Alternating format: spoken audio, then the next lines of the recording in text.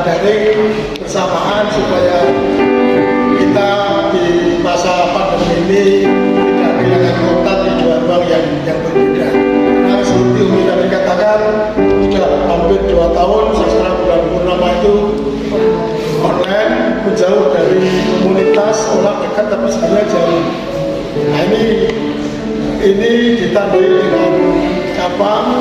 Launching buku karya beda, juga buku 121 purnama karya beberapa penyair yang sering sastra lama.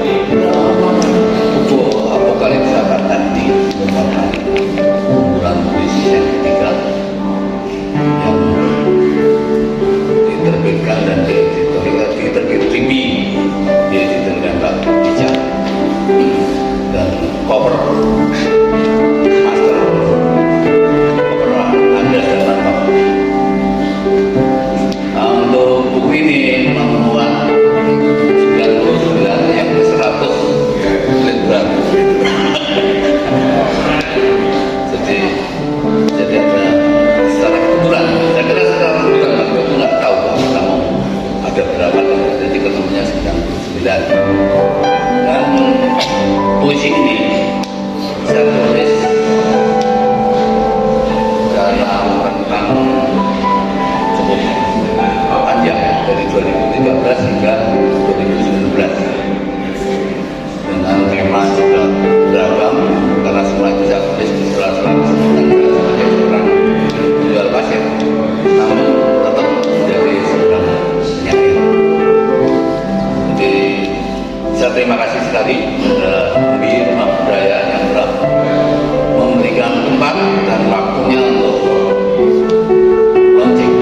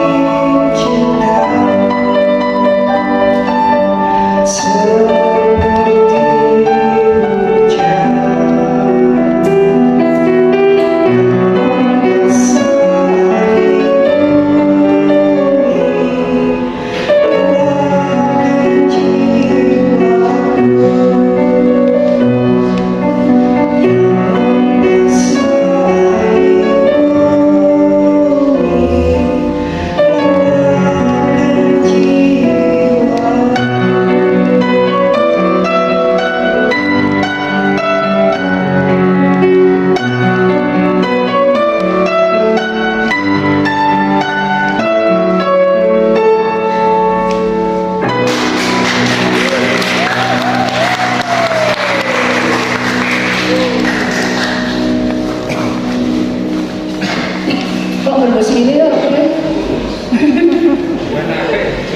Suaranya apa? Oh iya apa ini? Yang bikin merinding itu Tut Setiano dan suaranya Juniten. Ya, selanjutnya yang akan membaca puisi adalah seorang pengusaha. Silakan, Syam Chandra. Saya ingin nanya Mas Dedet, Kakak Dedet. Ini puisi yang suruh saya baca ini puisi balada Suroir.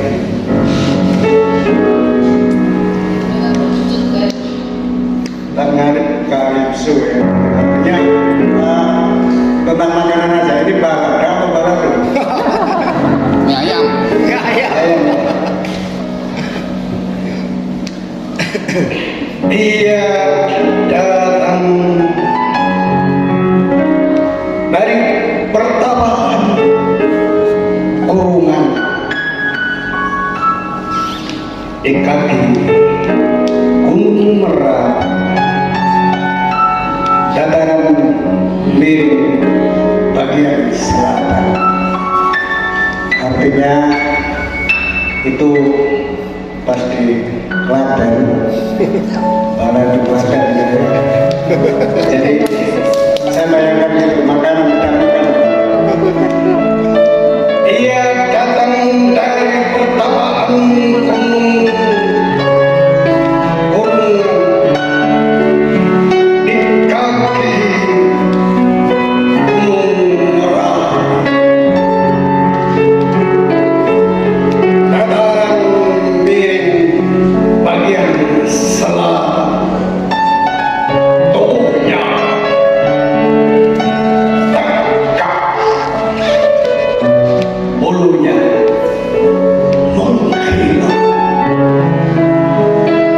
ratunya banyak, segalanya banyak, menguncang paling, mengemarkan takut,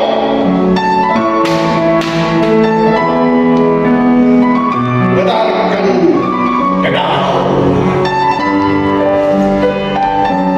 Satu, dua, asan,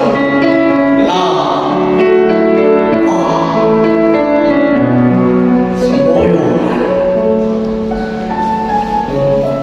bulu-bulu berhamburan, Suroir, Suroir.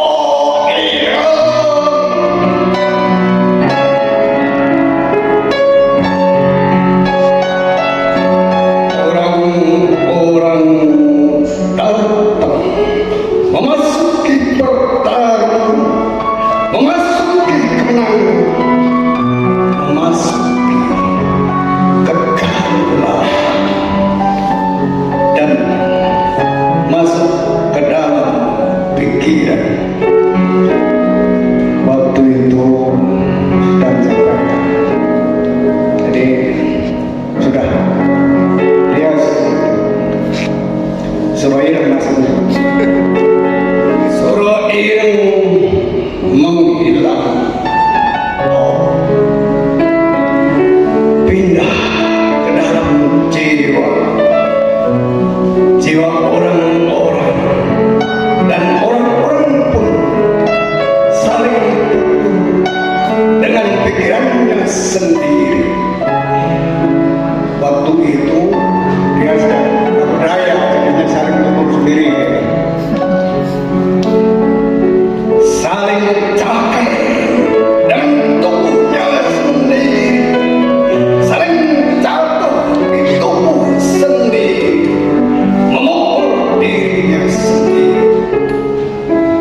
indah dan pikirannya sendiri.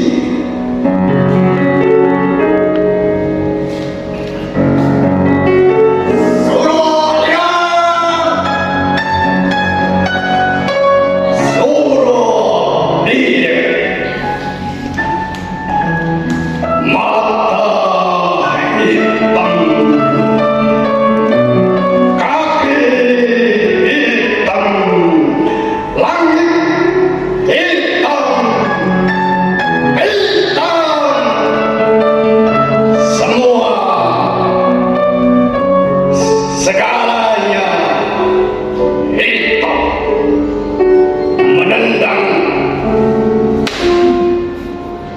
udara, hitam hingga tubuh berjatuhan merayakan kekalahan yang menghitam. Klimaknya di sini ya. 2015. Terima kasih. Selanjutnya kita ke inti acara diskusi yang nanti akan dipandu oleh Mbak Cahyanti Rezeki yang kebetulan juga sebagai penerbit ya, penerbit Tribi yang menerbitkan buku Apokalipsa Kata karya Dedet Setiadi. Pada Mbak Ica dipersilahkan narasumber. Oh, yang punya garis dulu, yang punya buku dulu. Mas Joni, Mas Jopin. Ya. Selanjutnya, sebelumnya saya serahkan ke Mbak Ica yang Rezeki. Terima kasih Mbak Uli atas waktu yang diberikan kepada saya. Assalamualaikum warahmatullahi wabarakatuh. Salam sejahtera untuk kita semua. Teman-teman, senang sekali rasanya hari ini kita bisa di sini untuk berkelakar bersama. Dan di tengah-tengah kita sudah hadir 3 penulis luar biasa. Yang pertama saya kenalkan dulu dari ujung, Mas Dedet Setiadi. Kita beri tepuk tangan dulu untuk Mas Dedet. Ya, buku Apokalipsa Kata ini adalah buku antologi tunggalnya yang ketiga, ya Mas ya.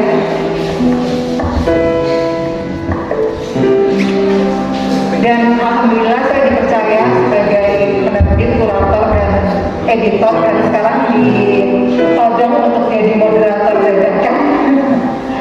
Selamat siang Mas Dedet. Ya, kabar baik Mas? Alhamdulillah.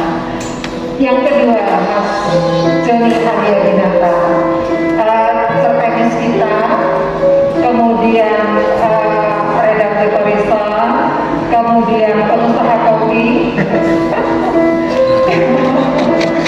kemudian pemilik sekolah kubur, pencinta kucing, juga pencinta masakan istrinya, karena sering upload di Facebook yang buat saya ngiler, ya. Selamat siang Mas Joni, apa kabar? Alhamdulillah. Alhamdulillah. Yang ketiga, Mas Joko Widodo. Kita beri tepuk tangan dulu untuk Mas Joni dan Mas Joko. Baik, tentu tidak banyak kata ya, semua sudah tahu siapa Mas Jokit ini, penyair kebanggaan kita, salah satu penyair yang saya kagumi karya-karyanya. Karena puisi-puisi Mas Jokit ini merupakan penggabungan antara narasi ironi dengan kejenakaan. Tepuk tangan sekali lagi untuk Mas Jokit. Baik, sebelum saya mulai bertanya kepada Mas Dedet Setiadi dulu, ya, mohon izin saya menyampaikan proses penerbitan buku Mas Dedet ini yang menurut saya tergolong unik gitu. Jadi kalau teman-teman penulis yang lain memberikan naskah utuh kepada saya, tapi kalau Mas Dedet ini naskahnya tersebar kemana-mana gitu. Jadi ada yang di clipping gitu ya, ini KP saya katanya. Terus ada yang tulisan tangan, ini juga puisi saya gitu. Terus memberikan pesan-pesan di WhatsApp gitu ya. Terus membolehkan saya untuk melihat Facebooknya, di sana juga banyak puisinya. Dan puisi-puisi tersebar itulah yang kemudian menjadi kumpulan puisi Apokalipsa Katakan. Pertanyaan saya, itu setelah bertahun-tahun saya membujuk untuk menerbitkan buku, kan terakhir beliau menerbitkan buku tahun 2015. Kemudian baru tahun ini lagi menerbitkan.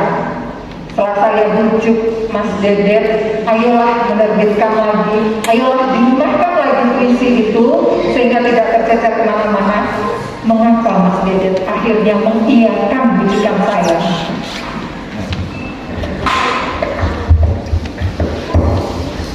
Terima kasih. Awalnya saya memang hampir mengabaikan visi-visi yang tersebar. Karena saya memang punya penyakit malas. Itu pertama. Malas ria. Malas. Terus seolah saya itu sudah punya keimanan bahwa saya tidak menerbitkan buku itu sebuah kebenaran. Saya berada di jalan yang benar. Meskipun bicara dengan Mas Andreas itu hampir 2-3 tahun ya menggoda saya untuk berbelok ke arah jalan yang sesat. Tapi setelah teman-teman bilang membuat antologi dan kebetulan saya Mbak Ica terlibat sebagai kurator, itu saya mulai sedikit tergoda dengan kecantikan keseniannya dalam mencermati puisi-puisi. Dan di sini saya jadi tergoda untuk memasrahkan Mbak Ica. Oh, ini cocok ini Pak sering puisi beruknya sekalian sing salah ejaan bener-bener sebenarnya itu. Jadi saya karena tertarik dengan kejelian Mbak Ica untuk jadi editor, dan saya yakin bahwa nanti setelah jadi buku kesalahannya juga mungkin hampir tidak ada, karena saya yakin bahwa puisi kalau sudah terjadi kesalahan dalam hal ejaan atau itu fatal, karena seorang penyair mestinya ahli berbahasa. Itu saja. Iya, terima kasih Mas Dedet. Selanjutnya ke Mas Joni. Mas Joni kan sudah lama bersahabat dengan Mas Dedet. Kemudian tanggapan Mas Joni dulu ketika mengetahui Mas Dedet katanya tadi keluar dari jalan yang benar gitu ya. Kemudian mau menerbitkan buku ini. Baik, terima kasih. Sebetulnya kan saya itu pengikut setia uploadannya, postingannya Mas Dedet di Facebook.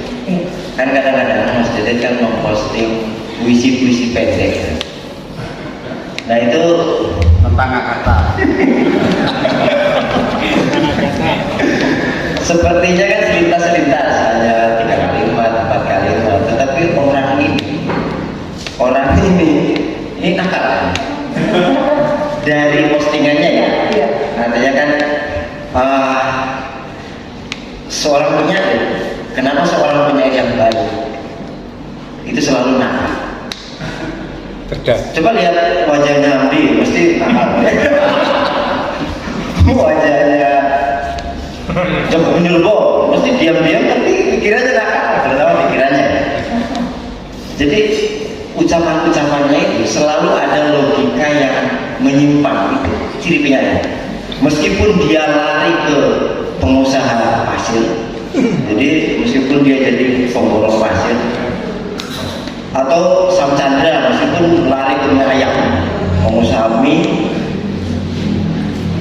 Tentu saja ketika dia berkelakar atau ketika dia menulis status ada sesuatu yang unik yang menyimpang.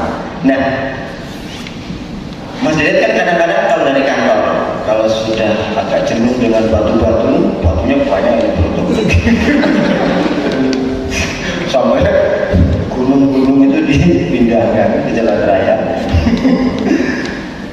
Nah, ketika datang ke rumah itu saya juga sama dengan Mbak Wija, saya selalu gimana ini buat diterbitkan ini puisi-puisi yang lama itu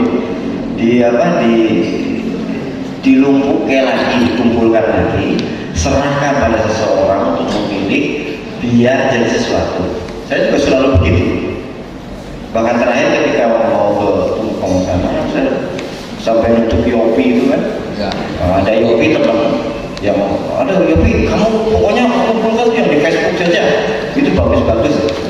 Nah ini gini, kenapa saya mendorong para penyair yang sudah bersembunyi lama itu untuk muncul kembali?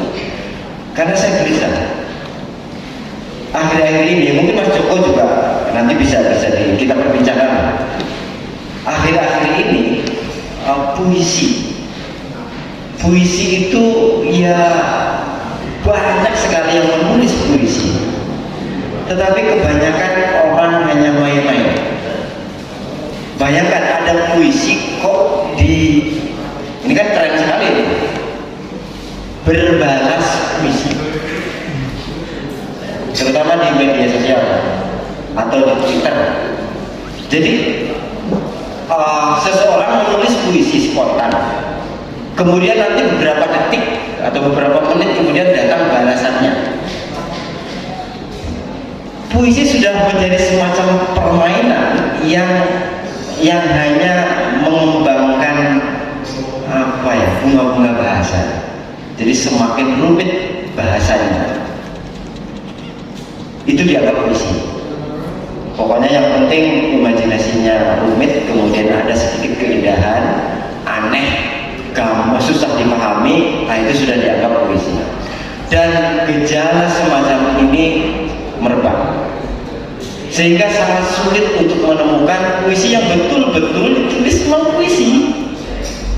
Nah sementara kelakarnya Dedet Setiadi yang spontan di Facebook itu ada isinya.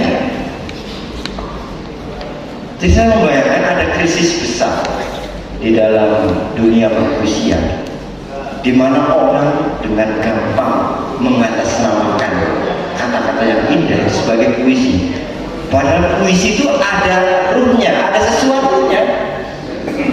Makanya kalau ada guyonan di kalangan anak muda ya, ketika Mas Iman Budi Santoso menerangkan bahwa dia untuk menulis satu kalimat saja bahkan bisa 1 bulan. Kata Mas Iman, ditertawakan oleh anak muda, ngapain punya 1 kalimat kalau bisa ditulis 1 bulan?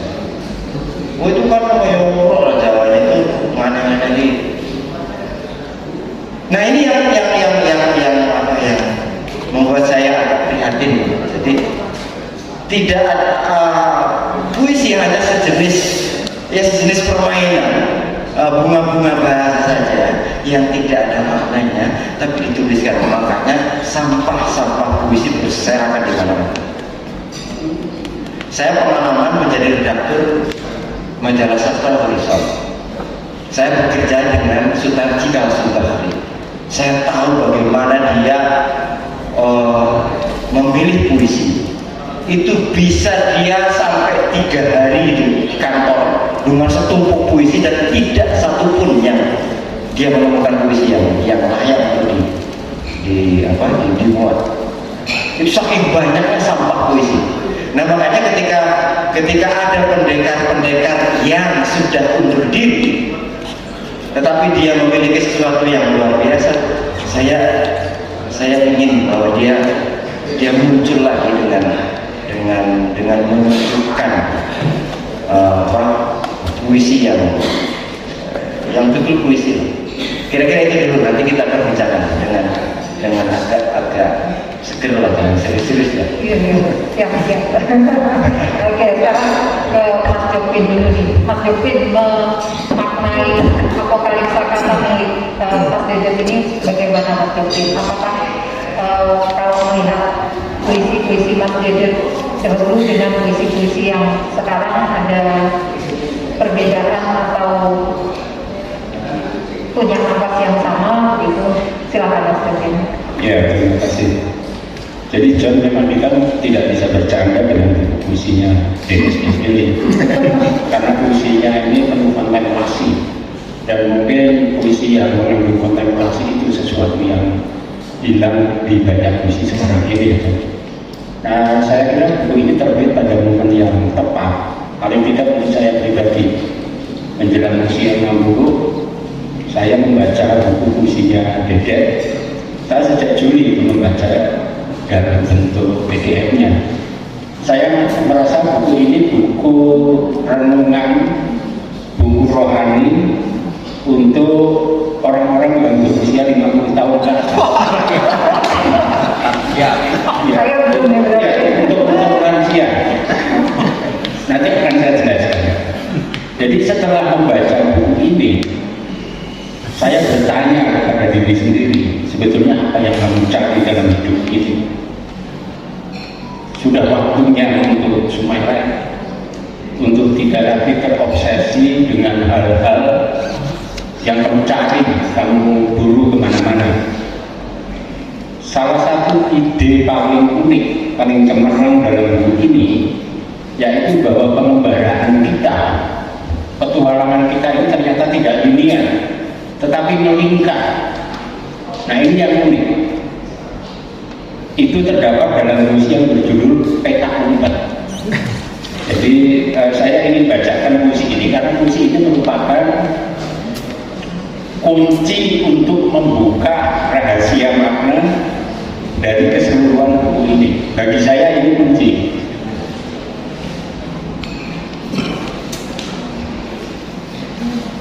Peta Umpet, saya baca bait 1 dan terakhir saja. Kita adalah para kanak yang berlarian, mengelilingi tubuh sendiri, mencari yang sengaja bersembunyi dan disembunyikan. Di tubuh sendiri, mencari dan sembunyi, jadi permainan setiap sore hari. Jadi kita ini menghabiskan banyak waktu, banyak sumber daya, banyak energi, banyak emosi, bukan untuk memburu sesuatu yang jauh di sana, tetapi sebetulnya hanya untuk muter-muter di sekitar diri sendiri.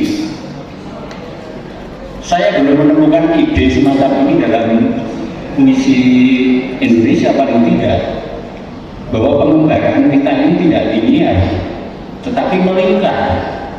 Jadi puisi ini berbicara mengenai aku yang ada di dalam mikrokosmos dan aku yang mengembara di makrokosmos. Nah, aku yang mengembara di makrokosmos ini sebetulnya hanya muter-muter di sekitar si aku yang berdiam di dalam mikrokosmos. Nah, saya tadi mendengarkan lantunan puisinya Sapardi Djoko Damono, aku ingin oleh Mas Ibu tadi dalam bentuk piano ya. Aku ingin mencintaimu dengan sederhana. Selama ini kan puisi itu ditafsirkan seakan-akan ungkapan cinta dari seseorang kepada orang lain, pacarnya atau kekasihnya atau siapa. Saya ingin menafsirkan bahwa sebenarnya itu diucapkan kepada diri sendiri. Aku ingin mencintaimu dengan sederhana.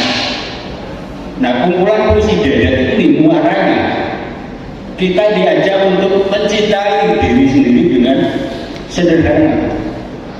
Mau mencari apa lagi di usia 60 tahun misalnya itu? Umur lu kira deh? 60? Apa dong? Saya bersyukur menjelang usia 60 itu membaca ini, saya diingatkan. Ya termasuk Mbak Wikan dan semuanya juga. Sebetulnya apa yang kamu cari itu perjalanan ini bukan perjalanan linear, akan melingkar. Nah, oleh karena itu saya ingin share, berbagi pengalaman bagaimana bisa memaknai buku puisi ini secara utuh. Tentu saya menyarankan untuk mulai dari puisi Peta Umpet. Kalau nanti sudah membaca bukunya, bahwa kita ini seperti kanak-kanak yang melingkari tubuh sendiri, berjalan melingkar. Dan saya baru sadar bahwa permainan anak-anak itu ternyata bukan sekedar permainan, itu hiburan. Ternyata ada nilai filosofisnya. Semua dolanan anak-anak itu ternyata ada nilai filosofisnya. Permainan peta umpet itu ternyata simbol bahwa kita sendiri sedang sering bermain peta umpet dengan diri sendiri. Kita sering meninggalkan diri, mengira kita akan menemukan jati diri kita di luar, padahal tidak, sebetulnya ada di dalam. Nah, setelah peta umpet, kita akan menuju dua puisi yang menurut saya penting dan perlu direnungkan. Puisi Dua Stasiun dan Peron. Dua puisi itu melambangkan perjalanan pengembaraan. Nah, kemudian puisi yang penting juga, puisi yang akan mengantar kita masuk ke mikrokosmos, ke dalam diri. Puisi yang berjudul Rumah Jiwa dan Rumah Ibu. Nah, sebetulnya perjalanan kita yang melingkar itu nanti akan berakhir di rumah ibu. Ibu itu kan simbol dari asal-usul kehidupan manusia, rumah jiwa. Nah, itu renungan yang saya peroleh. Jadi saya merasa puisi ini seakan-akan disiapkan untuk para pensiunan gitu. Bukan terutama pensiunan dalam pengertian pensiun kerja. Jadi kita ini yang harus segera pensiun dari perburuan mencari sesuatu yang sia-sia. Nah, tentu di dalam perjalanan yang melingkar itu kita mengalami banyak kegagalan, kita mengalami banyak luka jual, tetapi kok pada akhirnya itu harus diredakan, harus diterima. Oleh karena itu ada satu spiritualitas yang saya peroleh dari buku Dedet ini, yaitu sikap penerimaan diri, berdamai dengan diri sendiri. Jadi ini puisi yang bagi saya menenangkan, sehingga kalau mau saya bikin bercanda itu susah. Karena puisinya kontemplasi itu, dan mungkin secara tidak sengaja dari menerbitkan buku ini di usia menjelang 60, dan secara kebetulan juga publiknya juga mayoritas 50 tahun ke atas kan itu. Kalau anak muda membaca buku ini, saya sarankan untuk membaca dengan hati-hati supaya tidak keburu tua, tidak keburu menjadi dewasa. Silakan berpetualang dulu, tapi saya berani bertaruh bahwa petualangan Anda akhirnya akan berumah juga di rumah ibu, akan berakhir di rumah ibu. Jadi semua hal yang dicari di buku itu, ya ternyata akhirnya juga tidak akan memuaskan kita. Jadi memang sikap terbaik, penerimaan diri, berdamai dengan diri sendiri. Kalau sakit, ya menikmati sakit supaya kita bisa sembuh secara psikologis, paling tidak secara mental. Saya kira itu, saya jadi tenang deh. Jadi aku nggak terobsesi oleh apa-apa lagi. Jadi puisinya begitu, ya aku merasa tenang, mendapat penguatan, tidak lagi tergoda untuk memburu sesuatu, karena ternyata memang selama ini tahun-tahun kita dihabiskan untuk mengembara, melingkar saja di sekitar tubuh sendiri. Nah, puisi Peta Umpet ini saya suka sekali, itu cemerlang idenya. Belum ada dalam puisi Indonesia bahwa oh iya ya, petualangan kita ini tidak linear, tapi melingkar. Saya kira ini sesuatu yang menarik, dan Dedet lewat beberapa puisinya menggali kembali kenangan masa kecil, beberapa jenis mainan atau dolanan anak-anak yang ternyata ada filosofinya. Saya kira untuk sementara itu ya, Mbak Ica. Ya, terima kasih Mas Erwin. Ke Mas Joni lagi, Mas Joni, kalau melihat puisi-puisi Mas Dedet ini, apakah puisi-puisi itu merupakan cerminan dari lampu kehidupan Mas Dedet sehari-hari ini? Mas Joni kan yang paling tahu. Oke, saya akan baca dengan ini ya, dengan siapa sesungguhnya Dedet. Ada judulnya sangat eksplisit, judulnya Penyakit. Ini juga menunjukkan betapa seorang penyair itu juga memiliki apa ya, memiliki tulang. Kalau pendekar itu kan kalau sebagus apapun, sekeras apapun dia belajar, kalau tulangnya kurang bagus itu biasanya gagal. Mestilah ya. Nah ini tulangnya Dedet Setiadi. Penyakit. Ia bertubuh kata, matanya kapal selam yang menukik ke dalam ceruk laut, menjelajah ufuk, tangannya jaring-jaring ikan, juru tangkap segala yang licin dan yang kasar. Ia makhluk galaksi bahasa, tidur di lubuk karang, tak mengenal jam. Ia pengagum cahaya yang menerobos gelap ke dasar-dasarnya. Jadi Dedet ini meskipun sekarang sebagai penambang pasir tetapi matanya itu selalu awas, makanya dia tidak bisa diam. Selalu pikiran-pikirannya yang nakal itu selalu muncul. Dan dia selalu gelisah. Itu ciri tulang pendekar yang dikutuk menjadi penyakit, tidak bisa kembali. Nah, ini puisi yang menggambarkan Dedet. Nah, kemudian kita lihat apa ya kaitannya dengan Mas Jopin tadi tentang bagaimana puisi ini adalah puisi yang sangat religius ya, karena ya bukan religius dalam betul-betul religius lah. Salah satu contoh saja, misalnya ini saja di sebuah masjid. Ini Dedet itu nakal sekali. Lelaki itu berwajah sarung. Bayangkan ya, ada lelaki berwajah sarung nih. Lelaki itu berwajah sarung, tidur memeluk beduk.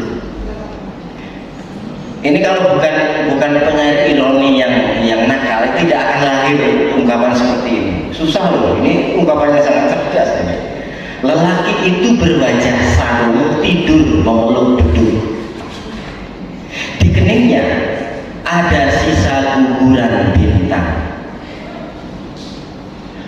persis embun berkilauan. Jadi ada kontradiksi. Lelaki itu berwajah sarung, tidur memeluk beduk. Di keningnya ada sisa guguran bintang, persis embun berkilauan. Ia berjalan berabad-abad dari kubah ke kubah, tak lelah memanggul batu kemagnitanmu, tak lelah memanggul batu kemagnitanmu. Di sini Tuhan yang tak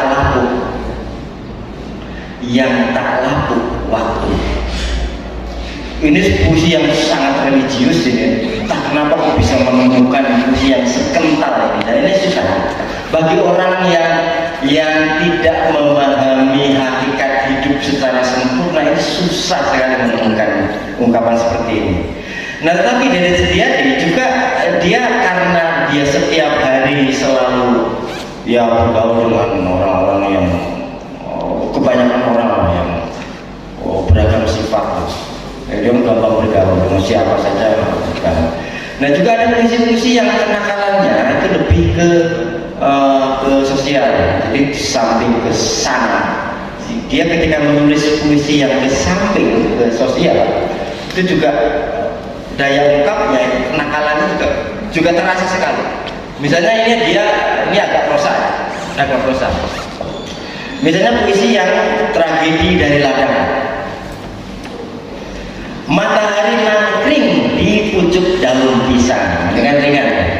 Matahari nangkring, kenapa juga mengambil tidak matahari jatuh tapi nangkring. Ini juga jadi unik, membuat kalimat ini jadi unik dan hanya penyair yang bisa. Matahari nangkring di pucuk daun pisang ketika matahari datang. Jadi ada matahari, nangkringnya jongkok entah apa gitu, pokoknya nangkring. Hati Sutar dititipkan. Jadi hati Sutar dititipkan pada burung kutilang, bersiul girang di ujung jalan, bersiul girang di ujung dahan. Hatinya tiba-tiba dititipkan ke kutilang yang bersiul di ujung dahan. Jadi hati Sutar, ada matahari, kemudian hati Sutar dititipkan pada burung kutilang ketika malam datang. Aduh paman, anak gadismu sudah matang, kapan diizinkan dipinang? Ini juga ada irama yang enak. Aduh paman, anak gadismu sudah matang, kapan diizinkan dipinang? Coba bayangkan kalau bukan dipinang, tapi kapan diizinkan dilamar? Itu jauh sekali. Ini bukan penyair, kalau penyair pasti iramanya juga akan diperhitungkan.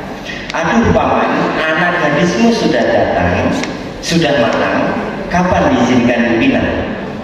Sutar berdendang dari balik rimbun ladang, menenteng seikat hati yang bengkoang. Hati yang bengkoang seperti apa coba? Gampang keluar. Gampang keluar. Putih tapi gampang terang ya. Dan yes gitu ya. Nah, ada apa ya, ilustrasi yang ringan, enak, indah, tapi nakal. Aduh paman, anak gadismu sudah matang, kapan diizinkan dipinang? Sutar berdendang dari balik rimbun ladang, menenteng seikat hati yang bengkoang. Ceret dan setumpuk rantang ini kanda, kelak akan menjelma kembar mayang. Caping dan pacul ini Dinda, kelak akan menjelma mahkota kebesaran. Sutar dan Marni duduk di akar pohon tumbang, meminjam tubuh sepasang burung elang. Kalau tadi dia menitipkan hatinya ke kutilang, sekarang Sutar dan Marni meminjam tubuh sepasang burung elang. Antara kutilang dan elang sudah berbeda ya. Kutilang indah, berbunga-bunga, tiba-tiba kalau elang ganas, menatap tajam, mengepak di angkasa perkasa. Terbangnya jauh ke balik awan, lupa kutub dayang kampung dari seberang. Matahari membakar tubuh Sutar, mata Marni setajam mata ular. Di langit siang yang genderang, halilintar datang, segaduh genderang perang. Ini kalau di sinetron kan, ini sinetron cinta yang luar biasa ini. Ini tema yang enteng ya, dan enteng dia garap dengan banyak semuanya saya yang susah membuat komposisi seperti ini kan susah. Kira-kira itu dulu, nanti kita ngobrolin lagi yang lain. Jadi saya tergelitik dengan kata nakal yang dari tadi diusung oleh Mas Dodi. Saya mendengar humor untuk Mas Dedet ya. Perlu klarifikasi Mas Dedet. Zaman dahulu katanya Mas Dedet itu membutuhkan sosok perempuan untuk untuk mengirimkan, untuk mendorong supaya Mas Dedet ini mau mengirimkan puisi-puisinya ke surat kabar. Kalau tanpa dorongan perempuan itu sepertinya tidak akan terwujud. Ini benar tidak Mas? Benar sekali. Benar ternyata. Tapi perempuannya abstrak gitu ya.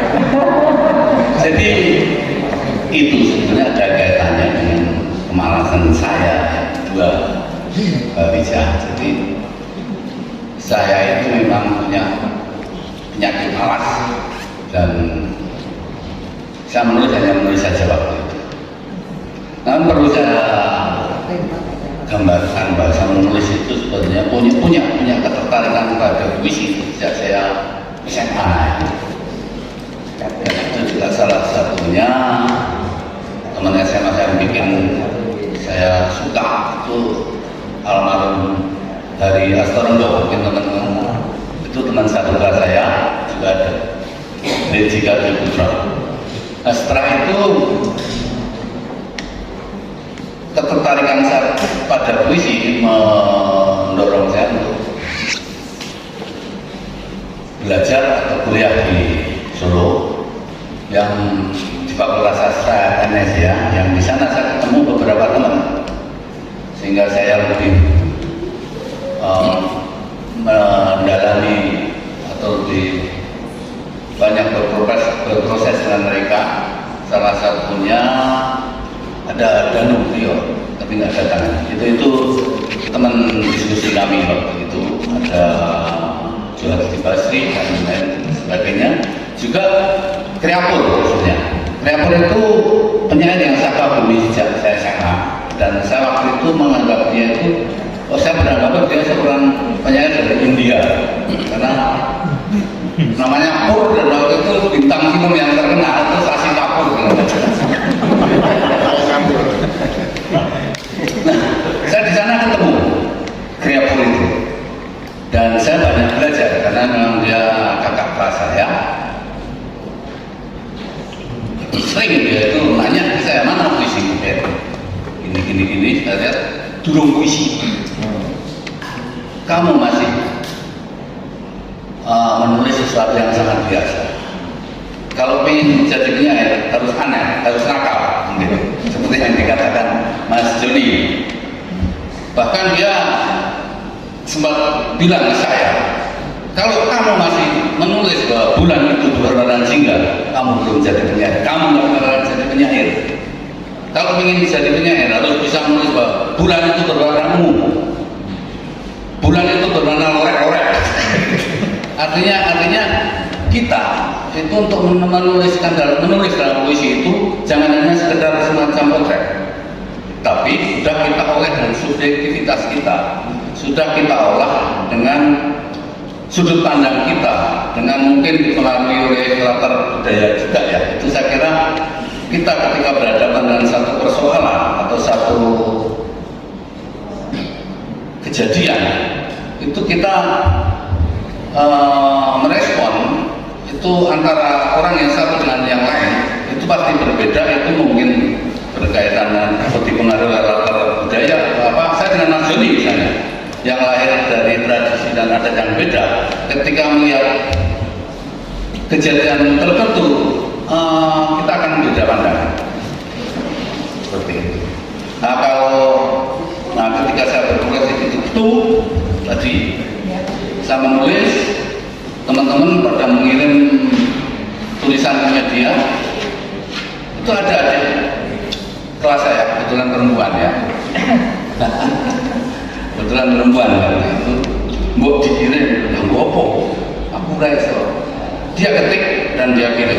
Dan kalau dapat honor, dia pun yang memberikan perangku untuk dikirim kemana itu. Jadi dia berjasa juga untuk proses publikasi saya, untuk proses penyairan saya, artinya untuk dikenal dan berebut ruang dengan Mas Jok waktu itu, dengan Barosa juga lah untuk tahun-tahun 80-an ya Mas Jok ini ya. Kita berebut ruang di media massa. Kalau Mas Joni belum lahir. Ini saya belum 50 tahun, belum layak membaca buku saya. Saya buku saya itu 55 tahun ke atas, 5 tahun 55 plus. Sementara gitu, jadi saya benarkan bahwa rumor atau misalnya laman-laman dengar bahwa saya ada yang mendorong saya untuk mengirim ke media massa itu seseorang tanda kutip lah, entah itu perempuan entah laki, nggak perlu sih. Tapi yang saya memang ada itu salah satu bagian dari penyakit alasan saya termasuk dalam menerbit ini ada Mbak Pica. Itu. Terima kasih. Ya. Berarti mungkin untuk cetakan kedua nanti kita bisa kasih semacam stempel gitu ya, puisi untuk 55 plus gitu ya. Penafsiran saya terhadap naskahnya Putu Wijaya. Judulnya Halo Putu. Halo Putu. Ketika kita ketemu di kota Anu, kau mengajakku ke Anu. Kau mengakuiku, aku mengakuimu. Ku pilih Anu sebelum Anu, tapi tetap Anu saja. Ternyata kau tak suka Anu, padahal aku suka Anu. Maka terpaksa kita tak jadi Anu. Padahal aku suka Anu. Maka terpaksa kita tak jadi Anu. Sebab Anu dan Anu tidak Anu. Menjelang Anu di Anu itu, tiba-tiba ada Anu. Anu itu Anu lagi. Seperti Anu. Mungkin besok kita akan Anu. Namun belum tentu Anu. Jika benar Anu, maka Anu harus Anu. Sebab Anu tidak Anu dan Anu hanya akan Anu. Oke, kita sepakat Anu saja. Terima kasih. Dibuka yang ada tulisannya berarti mendapatkan buku, yang tidak ada tulisannya berarti tidak mendapatkan buku. Karena yang ada tulisannya mendapat buku, silakan ke Mbak Sasmi di belakang. Oke, dari saya pakai masuk Bapak silakan mengisi untuk oke, banyak yang mendapat. Nah, yang ada tulisannya masih silakan menghubungi saya tadi. Ya, ada. Tapi pasti dulu ya kepada Pak On. Sastra kepada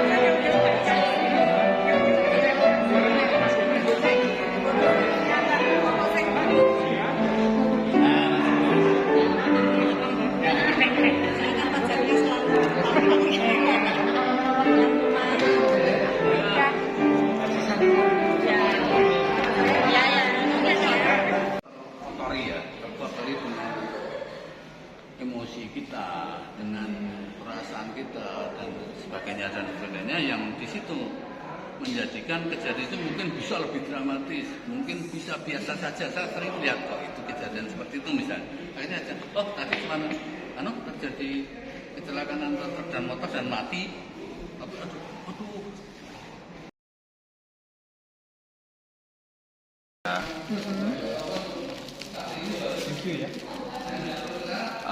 Mas Dedet, saya sering ketemu tentu saja di Tembi, di komunitas sastra. Beberapa yang pertama saya jadi momen ketika Mbak Umi membacakan salah satu puisinya dulu di 2014 sampai 2013 dan itu siapa Mas Dedet, dan kemudian beberapa kali saya baca puisi Mas Dedet dan itu dekat secara tulisan. Saya membaca puisinya itu menyenangkan dan ada nilai-nilai yang susah saya ungkapkan bahwa ini saya bisa mendeskripsikan secara batin saya sendiri dengan tulisannya Mas Dedet. Apalagi kemudian Mbak Wica mengumpulkan dalam sebuah buku itu nggak pernah lepas kemana saya bawa, saya buka, saya baca. Dan karena kemudian di luar tulis menulis pun kita sering dolan bersama, suka diajak kumpul di mana, itu juga menyebabkan kedekatan saya. Oh, Mas Dedet itu orangnya apa adanya,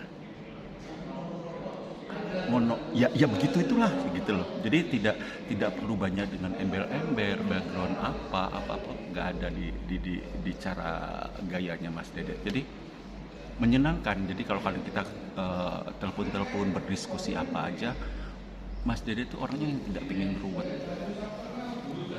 Nah, itu yang saya tahu Mas Dede.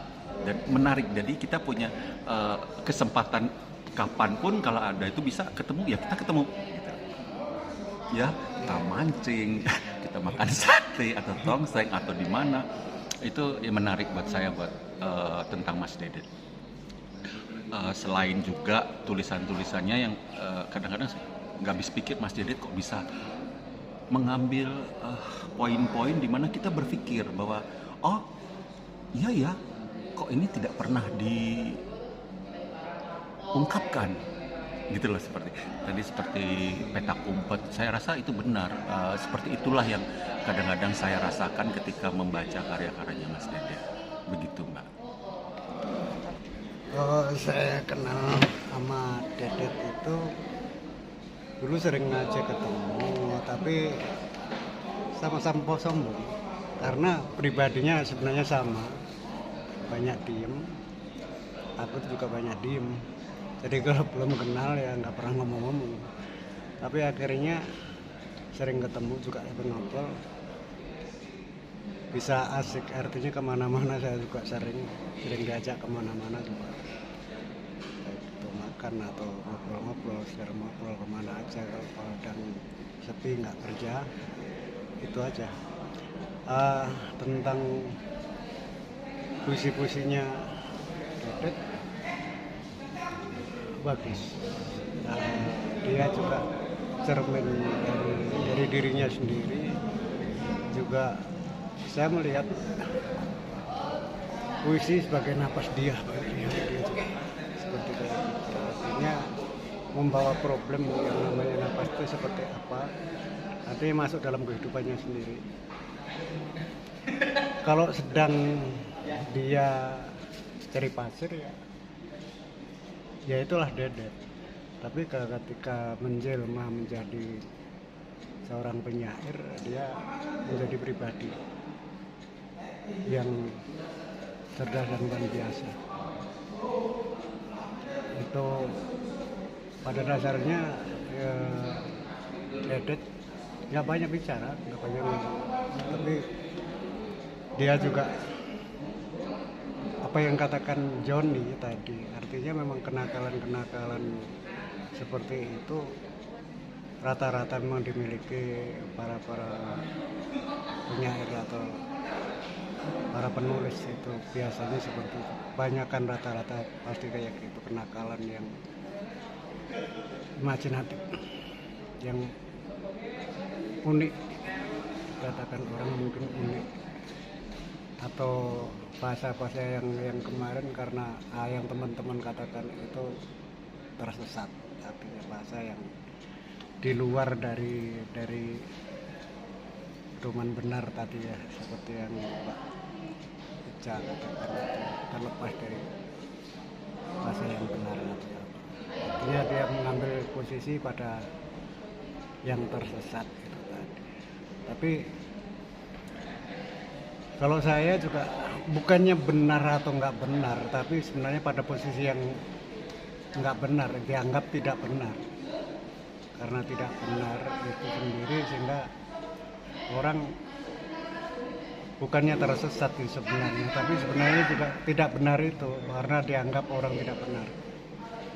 Dalam apa yang judulnya puisi itu sendiri, apokalipsa itu sendiri artinya sebenarnya sebuah misteri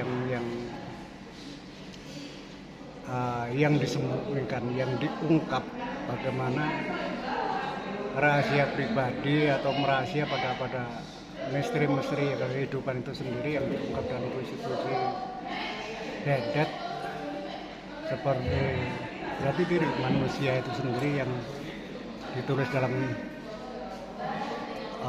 teka-teki, cuman lingkaran ke diri sendiri, putaran itu sendiri, pada akhirnya cuman kembali ya seperti kayak gitu. Dedet bagi saya dia juga punya pemikiran yang cerdas walaupun dia tidak banyak ngomong. Itu aja. Selamat dan sukses untuk saudaraku atau kawanku Dedet Setiadi. Terima kasih. Aku ora kenal Dedet toh. Karyanya. Apa meneh karyane? Sombong amat. Apa? Lalu dibocor mau dinyanyi. Saya itu kenal Pak Dedet itu untuk 10 urusan tahun yang pemancingan ya. Jadi dia itu teman saya yang baik. Urusan pemancingan Teman saya yang baik, karya-karyanya juga baik, bagus. Lebih menyentuh ke kehidupan sehari-hari, saya pikir lebih lugas ya bahasanya, nggak berbelit-belit. Betul. Udah apa ya nyaman aja lah, tidak Sebagai teman. terlalu hiperbola kalau kata Bu Guru Indonesia. Bahasa Hiperbola itu baik. Yes, kayak gue. Udah cukup.